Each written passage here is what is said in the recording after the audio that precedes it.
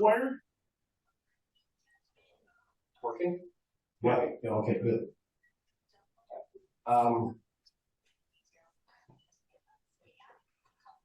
Going.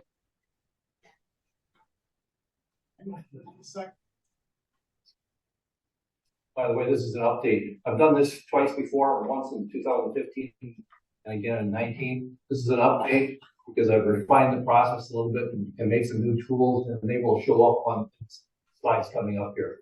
And we'll talk more about it then. And by the way, don't hesitate to raise your hand and ask a question or make a comment or whatever. I appreciate that. The more of that I get, the more I'm engaging or interested in what I have to say. So please do. Hey, I'm trying to get to it, but it's like summary, huh? Struggle. Just give me a second. Dance, though. Yeah. Well, while we're waiting, I will start these. I've got a number of things here in these little boxes that I'm going to send around. This first one here is, well, hang on a second. Let's see. The first one I'm going to send around is the new solid brass bushings, and I'll talk. There's alternatives to the ones I use, and I've got one of these boxes with the alternatives in it too. I'll send this one around first. These are the ones that I like to use, the solid brass ones, and then I modify them by putting a groove in the middle with a piece of plumber's, old-fashioned plumber's packing that will absorb the oil and keep it lubricated. So that's the first one I'm saying. Feel free to open that box and take a look. That first box has some up the groove in it, and then a couple with the groove in it, one of which has the packing, so you can see what it is I do to modify it. The second handout is alternative bushings. And there are at least, let's see, at least 3 different alternative bushings. One of which is like the originals. The original bushings were zinc with a groove, a wide groove cut in it with a mesh fabric in it. With brass woven into the mesh fabric, and it absorbs the oil. That's this second one here.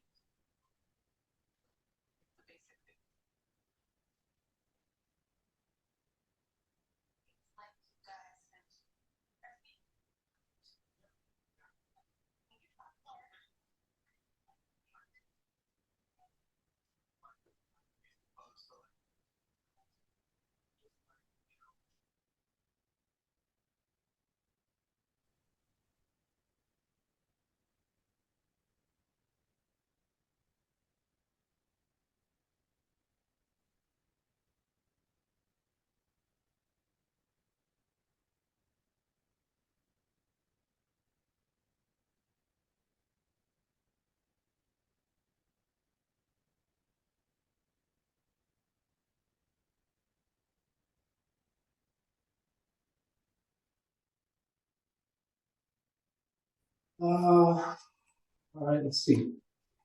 You'll have to go up here and take a look at some of the tools. There'll also be pictures of them when I go through the presentation here. But I've got the real deal here in the flesh that you can look at too. And then I have laid out here several brick cross shafts. The one on the far right is the finished one, all put together with new bushings and painted and everything. The next one is a shaft where it's been machined down in the lathe, and it's ready to be re-riveted. The next one shows where I welded up before I put it in the lathe, and I did block the end of it in the chuck of the lathe, And then, the one with, it shows the wear, amount of the wear after I get the arms off and check them. The next one is an example of how I get the rivets out. I machine them off, center drill them, and then when I get it drilled almost all the way through, then I use a punch, a little heat, and I can drive the rivets out. That's what this one is. And let's see. Oh, the next one is an example of shaft where somebody had taken the arms off. No, let me see. What have I got here? Oh, this one is an example of one that has very little wear. Maybe 5,000 to 7,000 wear, so I'm not even going to weld this one up. I'm just going to put new bushings on it. Very rare. They come out like this. Once in a while, they were well lubricated and not used very much, perhaps. You get one that you don't need to weld up at all. That's this one. And the last two are examples of things that went wrong. This one shows where when they were drilling the rivets out, they didn't have it center punched right or whatever, and they walled out the holes in both ends of the shaft and also on the arms. The holes in the arms are all walled out. Repairable maybe, but it'd be a lot of work.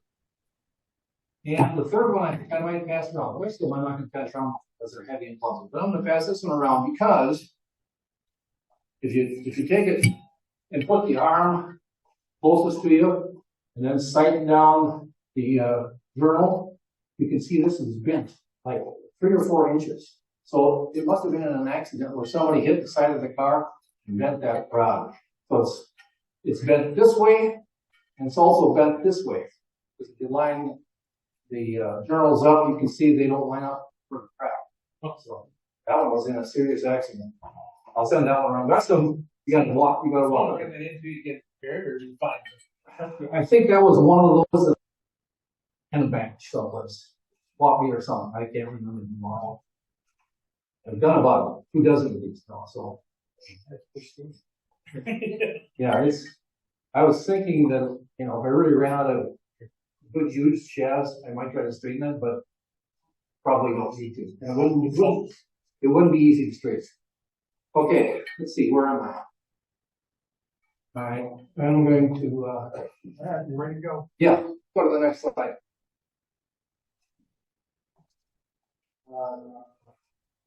Okay, this is just an introductory comments, most of which I've mentioned already. It's an update of the tour clinics, and this one focuses on new tools and jigs. Okay, next slide. All right, here's some of the old tools. That's a pneumatic riveter that I use for hot riveting the arms back on and get it all done. And the other tools there are, you'll see in the slides that come up here, are some of the old tools that I use also. Next slide. These are new tools. The stand tool number 6 is something, you'll see how I use this too, but it makes it very handy when you're trying to do the riveting. They have that shaft laying parallel. One end of it is in the vise or resting on the bucking bar in the vise. The other end is on your bench. You can raise that stand up and down to get your thing level. All this stuff is up here, so help yourself come take a look. The item number 7. Okay, this is an interesting. I will talk about it now. Earlier, we didn't have this tool, and one of the problems I ran into is when you're riveting, you put a lot of pressure with that pneumatic riveter, and it wants to jump up and down, and it wants to jack the rivet back out on the bottom side. So you get a gap in the bottom side, which you shouldn't have because of the ricochet action. So I made this jig, and the bottom 2 items here clamp in the vise, and you turn it down tight, and that keeps the shaft from jumping up in the air, and it keeps that rivet from jacking itself out on the bottom side. So that works pretty good. And then the other tools, number 8, 9, and 10, I use in the welding process and in the riveting process, the 2 clamp type I put around the shaft in order to keep weld spray from getting up on the shaft, or out on the part of the journal where the arm mounts. And you want to keep that clean because I used part of that original shaft, put an indexer on it when I put it in the lathe, so that when I turn it back down after welding, I get the new welded section on concentric with the old part of the shaft that hasn't been worn. And so those two clamps are used, one on the big side and one on the small side. We'll see how they work here a little bit later. Next slide.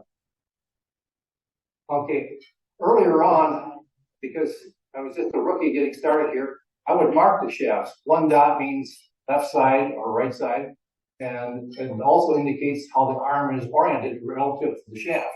And you got to get them on right. I've done so many of them now, I know it by heart, so I don't bother to mark them anymore. But this is the way I started, by marking them. And if you're doing one of your own first time, it's a smart idea to mark them this way. So you get the shaft, you get the arms oriented correctly with the shaft, and you don't mix right and left up, because the arms are right and left-handed. Okay, so that's the reason for that. Next slide. You have to put on those marks so you know who punch for right. I suppose if you're going to 5 point, you might want to steer a little onto it. Vince, remember that. No, I was saying. All right, one of the first steps is grinding the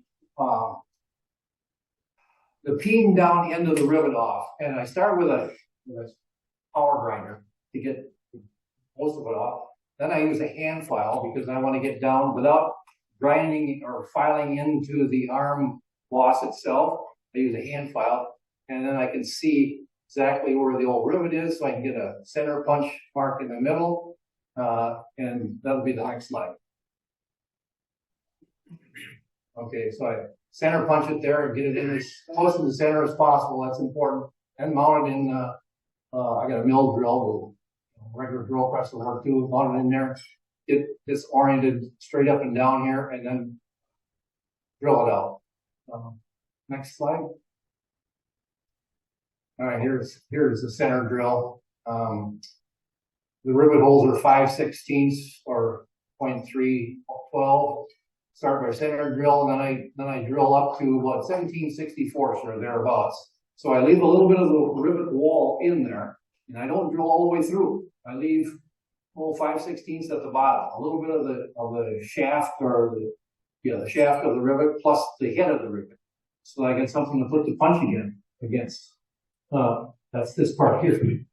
This has been drilled out, filed out, drilled out, and then put a center punch in there and mount it in the vise and warm it up a little bit. You can drive the rivet out. You can see it's partly driven out. I don't know if I should say this wrong or not, but okay. And the other end shows where it's been center punched. All right. Let's see. Okay, next slide. Here's where I'm progressively drilling it out.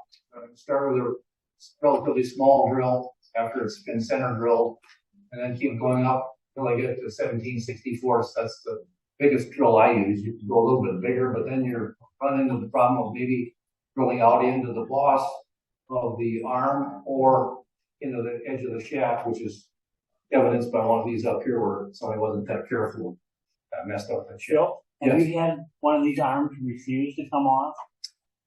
Nope. Nope. We use enough heat and penetrating oil and lay it in the vise with so it rests on here. Yep. And then some of them come out hard, get a big hammer Yep. and bang the heck out of them, and they usually come out. Sometimes part of the rivet, sometimes the whole rivet. One of those boxes has some of the old rivets in it. See how I throw them on. Okay, next slide. Here it is. I'm warming it up. It's ready to drive out, and I'm warming it up. Use penetrating oil. Use some paraffin wax sometimes too. Combination of penetrating oil and paraffin wax works for me. And you put it in around here, and then there's a hole usually in the end. You can squirt some in there too, and you bang them up. I lay it across the vise like this, so the arms are resting on the vise, and usually bang out pretty well. Sometimes they come out easy.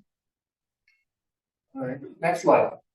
All right, here's some pictures You can see it's almost out. By the time you get this far, it comes out pretty easy. And sometimes they tear off like this one. I usually get them out without too much trouble.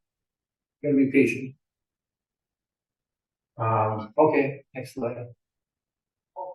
By the way, don't hesitate to raise your hand and make a comment or have a question, please. All right, then when I get the rivet out, this is actually sometimes hard because even though the rivet's out, it still doesn't want to come off very well. So I've got a bearing puller here, and I put that on there and crank it down and put more heat on it and bang on the top of this thing. You know, your bearing puller takes a beating. But if you wear one out, buy another one. I've used this one many times, and I haven't had any trouble with it yet. So you can see it's starting to come out here now. All right, next slide. All right, here's the arms are off, and then you can check them for wear. This is part of the original shaft, and it's at 0.812. And this is where it's wore. This is where the bushing was. And it's down to 0.770. This was 748. It wore pretty well. So there's a lot of wear on it. And here's my theory about those original zinc bushings with the woven lining in them and brass and all that. If you keep them oiled, you're probably fine. But if you don't, and moisture gets in there and sand gets in there because it's at the bottom of the frame and all the junk from the road splashes up there, it becomes a piece of sandpaper. So if you keep oiled, you're probably fine. Otherwise, it just wears away. All right, next slide. All right, here's where some of these new tools come in. This is my new tool number 8 and number 9. I start by putting a donut around each end where the wear starts. And this one is on there to keep the weld from splashing up on the arm. And it also provides a little bit of a heat sink, but that's not the important part. So I put a donut around this side, and they take that one off, and then I put a donut around this side, and then I take them both off, and it's weld up in between. And there's an example of that up here. You want to take a look with it. Okay, next slide. This is going awfully quick here without questions and comments.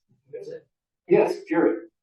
So what do you think about putting a grease fitting into the bushing? Yeah, you could. In fact, some of these techniques that I'm showing you here, I copied from a guy named Wiley Higgins. He had articles in, I forget which one of the national magazines, a few years ago. And that's what he does. He drills a hole up through the bracket that pulls this up against the frame, and he puts a grease zerk in there. I'm a little too anal. I don't want to do that. I think if you put the brass bushings on and you drip a little bit of oil on there twice a season, I don't think you need it. But each to their own. Wouldn't hurt. Wouldn't hurt. Yeah.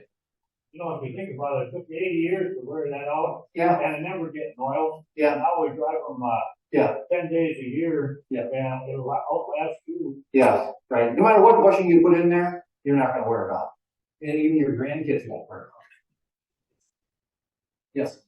I see you're using those bars bolted on there so that you don't get splatter on there. Yeah. Would that same stuff you can buy in a can that you spray on the end of your welder tip of your wire feed keeps it from building up in there with the splattering, you just wipe it off? Would that work on those? Would be. I've never tried that stuff. It works nice on them. Yeah.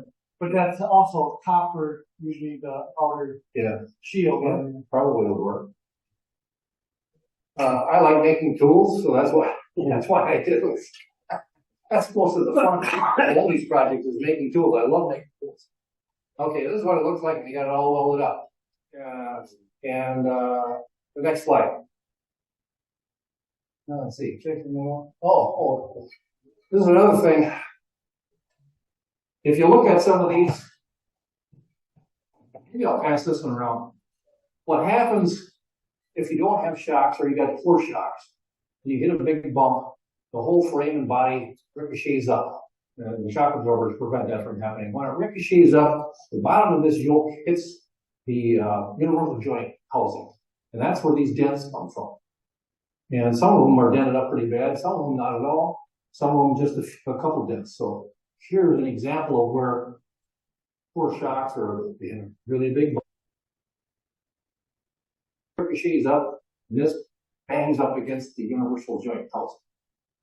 Could that be happening from when some of them get the bent frame right at the motor mounts in the back and the transmission lays right on top of it? Could be, And yeah, it's constant. yeah, that would make it be More more like, vibration of the motor. gets Yeah. fixed. any rate, let's see, what else I got? Spring rebound, okay, next slide. Yeah, here's an example. This one is had an extension of any of them. These are all dents from hitting the bottom of the universal joint housing, bad shocks or bad mortar mounts or whatever. And so the last time I did this, I had a batch of 5, and I checked them this way to see whether this was bent this way. And so I measured across here from the center of the holes across, and then from the bottom of the yoke up to see how much difference there was, because I had a couple of them where there were no dents in it at all, and had 3 of them, I think. How did it work? 3 and 2. 2 of them had no dents, and 3 of them did. So I wanted to see how much damage it may have done. And so the next slide shows that. Think so? Yeah. Who would have given you such a dented frame? Well, I think, Doug, this one's yours. That last batch. You know, isn't something to do? So I'll talk about how I fixed that. I weld these up, place some welding here, then grind it down, and then finish it off with a hand file, and it disappears. Okay, this is what I found. I measured from hole to hole. It got bent a lot, and none of them showed any difference there. So those dents, even the one that I just showed you, didn't have much. I can't remember. Oh, this is Doug's right here. It was an eighth of an inch. That's not enough to matter. So I decided that unless it's bent really badly, like this one, I sent that one around. Unless it's part of it in an accident, it's probably fine. A little bit of dent there, no problem. Cosmetically, you can fix that. Weld it up and grind it in. So I found no significant structural damage as a result of the dents, at least in this batch of 5. All right, next. Any questions? Oh, okay. All right, yeah, here's where I welded that one up with Doug's. Yeah. By the way, if you take a look at this, you'll see my welding techniques are somewhere between mediocre and horse shit. Closer to horse shit. And that's what this looks like. But when you get it ground down and smooth a little bit, it looks like this. Okay. Next slide. All right, the next step is, let's see, do I have that one? Yeah, one of these up here has that J die on the end that I put in the lathe right here. And I'll tell you the reason for that. The first couple of these shafts I did way back probably 8 or 9 years ago, I just mounted this directly in my chucks here. And when you do what's called the interrupt cut, bouncing across these weld lines, it puts a hammering load on the shaft, and my chuck would carve into that shaft. Now we can't have that. So I made this little jig here. It's nothing but a piece of tubing split down the middle, and I put a bolt through it, pulled it in tight, and then the chuck runs up against these bolts, and so that bolt takes up all that hammering vibration. And then the other end, my lathe is fairly short, and so I couldn't put it in the tailstock in because my lathe bed is too damn short. So I just put a steady rest out here to hold the outside in, and then I turn it down. And you have to turn slow because this thing's offset, and if you turn this too fast, the whole damn lathe will be dropped out. Besides that, you want to be careful you don't get fleas caught in this. So I turn slow.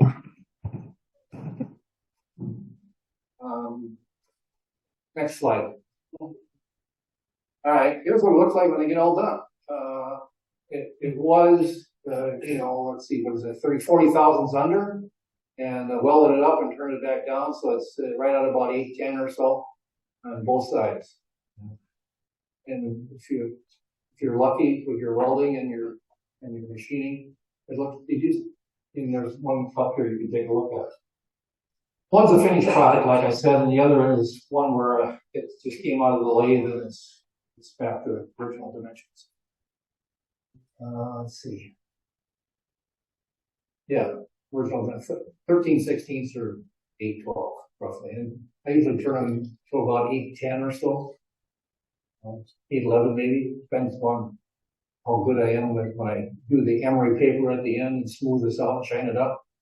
It might be 810 or so. All right, next slide. Okay, here's your alternatives for bushings. 1 and 2 are original solid brass ones. These are the ones I use, and this is without the groove in it. These two have a groove in it and a piece of that plumber's packing string, the old-fashioned string that used to use in faucets. It's very much like this packing string that goes in your water pump. It's a piece of impregnated string, got some grease and some graphite in it, I think, and then you tack it in there, and that's what I use. Yeah. The one you sent around, built that in there, it sticks out a little bit. Yeah. Why would it push that right out and try to shove it onto the shaft? It's a little tricky. I wouldn't have mentioned that, but when you're putting it on there, you gotta bevel the outside edge of the shaft a little bit, and then carefully, and I use a fine screwdriver, and then as I'm slipping it on, I pack it in so it just slips on. But it's tricky. But it'll go in there. And I make the groove about, I can't remember what it was now. That marker? Groove is shallow, but it's deep enough so that when the string is packed down tight, it'll slip over. And then when you oil it, that string will help absorb and hold the oil in the bushing, keep it lubricated. All right, then this is like the originals. You can still get these.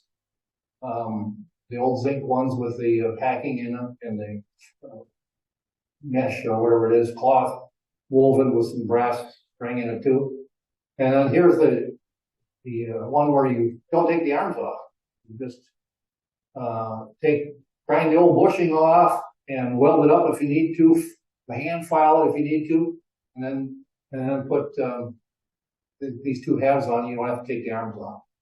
And this is another alternative. It's hard to see here, but there's a steel sleeve here. You still got to take the arms off, and instead of welding it up and turning it into a lathe, you put the steel sleeve on and then epoxy it into place with some of this epoxy, and then put the bushing on, or the brass bushing on the outside of that sleeve. Yes.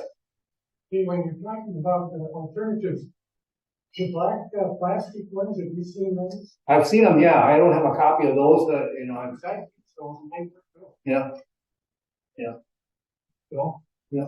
Over here. Yeah. So the number 3, you said that's the original style. Yes. Now, forgive me, I always thought of you as an original kind of guy. Yeah. So why did you decide to use 1 or 2? Just preference, or? Well, part of it is I didn't know these existed until later, and I started with these and I like them, so I'm sticking to them. I get you. And then I discovered these later. This would probably work fine too. And if you keep them oiled, I think you're fine. Yeah, either one of these, use this option. This is basically one option here. I modified mine, but either of these two would be fine. And the others would work too. Let's see. Bill, Yes. every old one you took apart, were they all the zinc?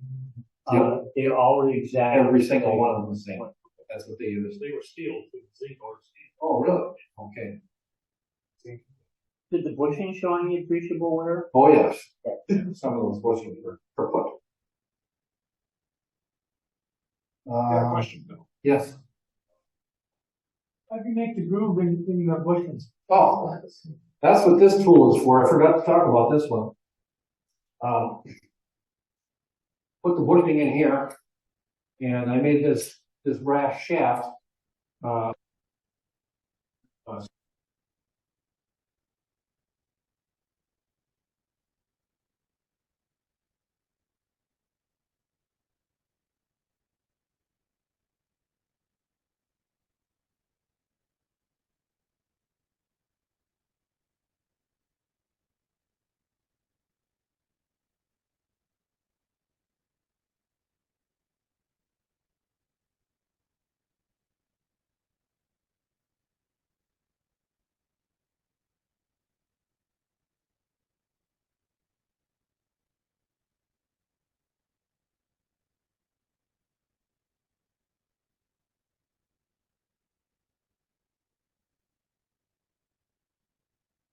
Thank you. These grass bushes are pretty heavy. You're not gonna squash those. And You don't shift in there at all. no, I think that maybe I've got a picture later on, but in order to keep the chuck from gouging into the outside here, I put a piece of sheet steel around the outside and clamp it. So it helps protect it. I think there's maybe a picture of that later. All right, next slide. Any other questions? These are all good questions. Oh, there it is, yeah. There it is. Yeah, I put a piece of sheet metal around the outside and clamp it in there, and I use that little jig there I just showed you to get it square. And then I have this inside groover, and I put just a shallow little groove in there, 16 inch deep or something like that, just enough to take that strength. Okay, next slide. Yeah, there's the pictures of them. There's the groove cut in them, and then this has got the backing strength. And you're right, Rusty. You got to be careful getting it in there because when you slide it in, it wants to shove the string back out. It can be done. And you want a nice tight fit. If you want to come up here later and run your fingers on this, there's essentially no slacking of it at all. It's got a nice smooth feel to it. All right, next slide. Let's see. Okay, sleeving. Sleeving the arms. Let's see here. There's a lot of detail here. I think I'm gonna leave this. Oh, I almost forgot this. If you're interested in the details and you want an electronic version of this thing, put your name and email address on there, and I'll send you an electronic. So you don't have to pay attention to the details. You can look at it later and hit the delete key if you don't need it. All right, let's skip by these because I'm not going to go through all this numbers here. This is plebiscite prep. There's just some pictures that show how I did this too. They're easier to digest than all these words. I use a piece of whole one tool steel to make the sleeves, put it in the lathe and drill them out and then cut them off with I'll show you here in a minute how I do that. Next slide. And then this is sleeving the arm itself so that the outside diameter is 3/8 of an inch round stock that I use. I drill the eyes out to 3/8 of an inch and then slip the sleeve in there and lock it in with some 609 Loctite, bearing retainer Loctite stuff here. Oh, yeah. I've been thinking about changing away from the Loctite 609 to brazing or soldering the sleeves in to get a better fit, but I've gotten some input from Mark on this. And if you silver solder, for example, which is what I was going to do, he tells me you got to have both the eyelet and the sleeve hospital clean, otherwise it won't adhere right.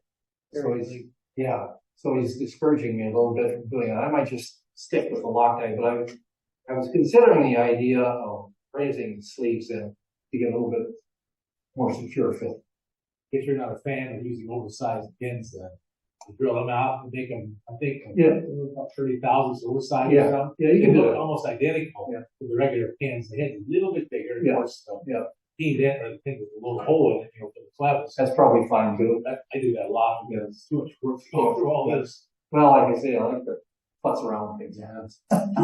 Too. Here, maybe I'll send this around. When you do that sleeving, you gotta have a little jig for pressing it in, getting everything lined up. And this is the jig I use. I put this in my drill press, everything lined up, and then shove it in with Loctite. So I use this thing as well. Then when I get it in and it's locked in, then I ream it out to the exact size of 5/16. All right, next slide.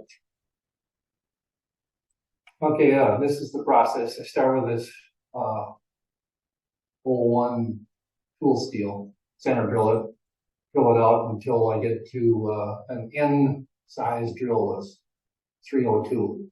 And then I Loctite them in, and then once they're locked in, then I ream it out for the other 10 thousandths or so.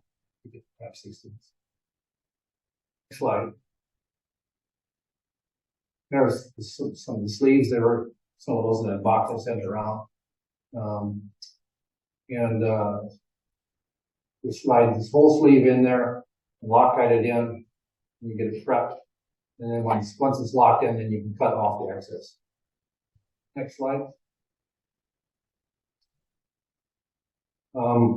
This is another one of the tools I use. Did I send that around? No, I think I'll send this around too. When you're doing this drilling and sleeving, you got to mount this in the vise really tight and get the angles just right.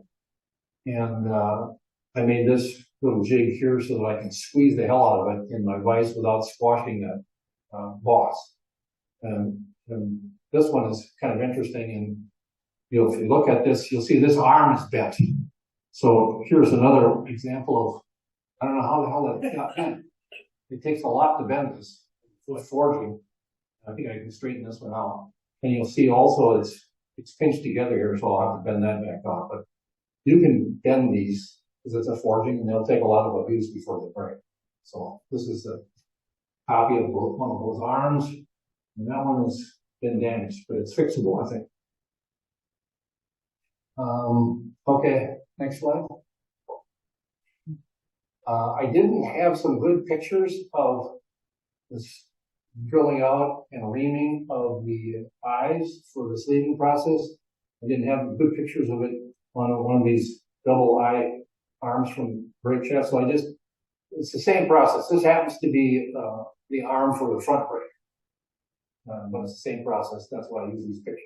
Didn't have a good one of the brake arm, cross shaft brake arm. Let's see. Originally, I started out with the idea that I'd leave this 1/1000 smaller than the 3/8 of an inch, but I discovered that's too tight. You can almost bend the arm trying to get the sleeve in there. So I ream it out to exactly 3/8 of an inch, and then shoved in there with some Loctite. It doesn't need to be that tight. At any rate, I couldn't get it to happen. It would either bend the arm down or slip in the vise or whatever, so I gave up on the idea to go all the way out to 3/8 of an inch. Let's see. Okay, next slide. Okay, here's the process.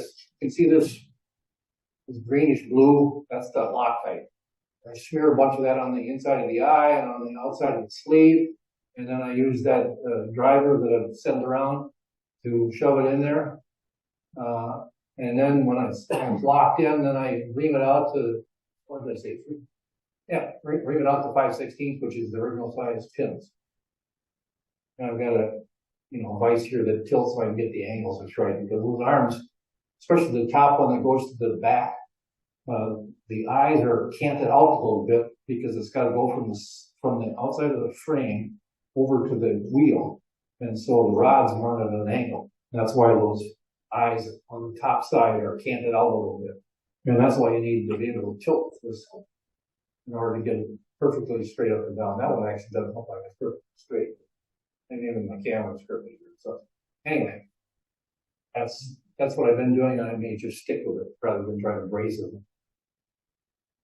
All right. Hey, at all concerned about taking the 16th of the next hour like that off? Right, Bob?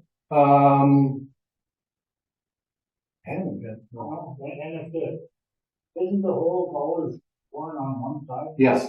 When I re-drill the hole, I try to get it centered. So if the hole was offset to begin with, I try to move over a little bit, so I don't take some more off. Make it even fit.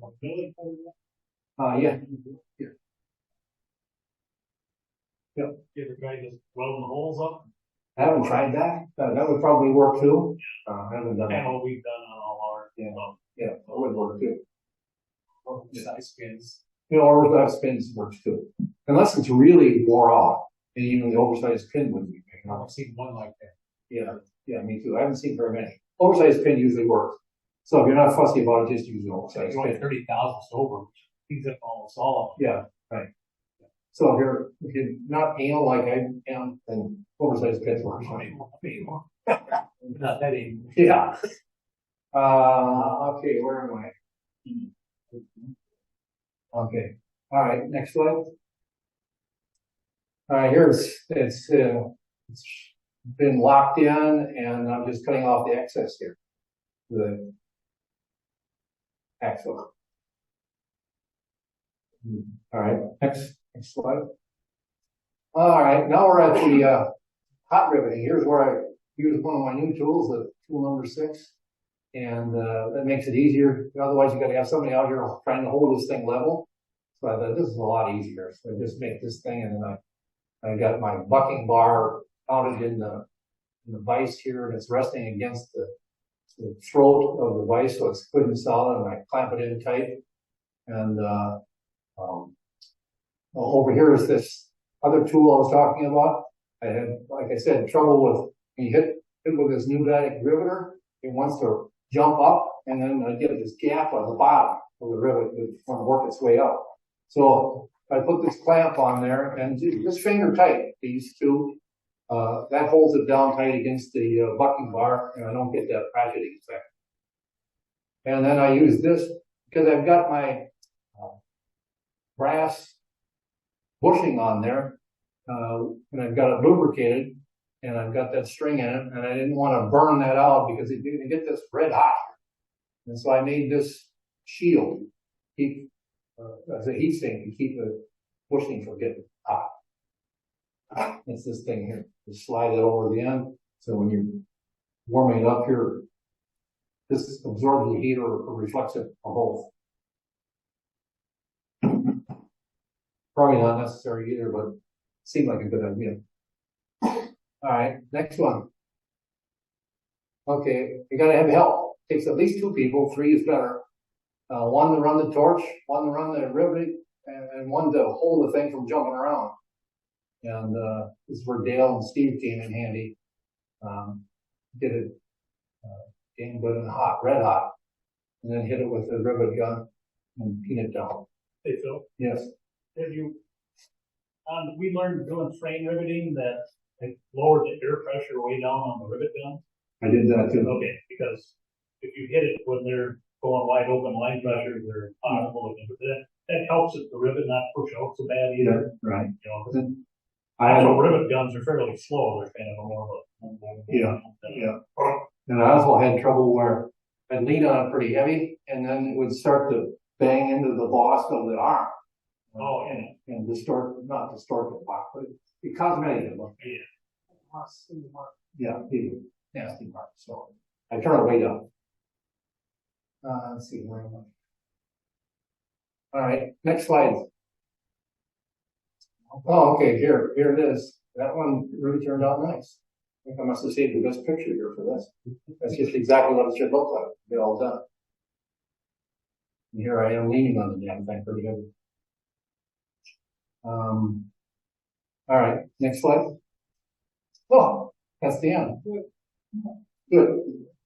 One more. I've got a couple more slides here. Let's go to the. I had a birthday last month, and one of my irreverent friends sent me this card. It's this is it here. It's almost license plate size, and it says "I'm old," and then it says "Fossil State." Never expires, and there's a birthday cake in the corner there. And then on the inside it says, your tires may be balding and your tailpipe might be loud, but you're still a classic. Should all have one of these. All right, I'm done. It's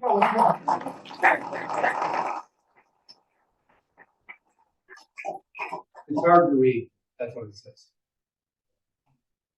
Well, yes. Lubricant parts here with what?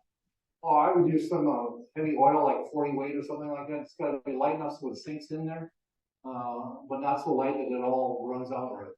Yeah, there's another product I use a lot of called cheetah grease. Grease. Oh, I use a lot on window regulators. oh, Doesn't harden.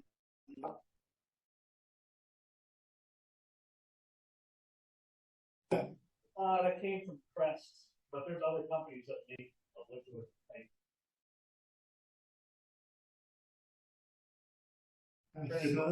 Good deal. That's a great idea. Basically got solvent in your.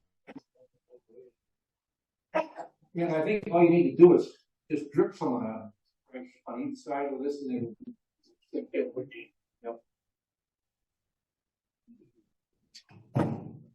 Even Mark, I think, learned something. Huh? Is it like the animal? Is it like cheetah like? No, it's just an alien. Like that? Yeah, it is the animal. Cheetah, just like the animal. No, I don't, I mean, there's other manufacturers, but that particular grease is through Crest Corporation, they make bottom supplies, like that. Never heard of it, but that's a great idea. The other one I do is super grease. It's not, it's a synthetic type grease. I bought it from Sure Thing Bushing on my cars. It can be used in like, kitchen aids, it's food safe and all this, but it's pretty much water source.